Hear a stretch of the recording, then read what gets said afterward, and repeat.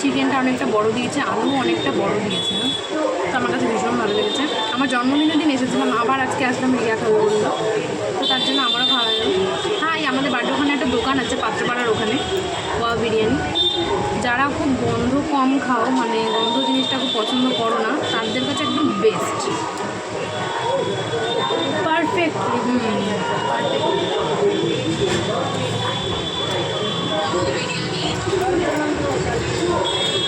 আর এতটা দেয় পরে আর চাওয়া লাগে না, যে আনলিমিটেড তো এতটা দিয়ে দেয় একটা মানুষের হয়ে আরও বেশি, যে পরে আর চাইবে তাহলে আর চাওয়া লাগে না। ভাইরাল হয়ে গেছি।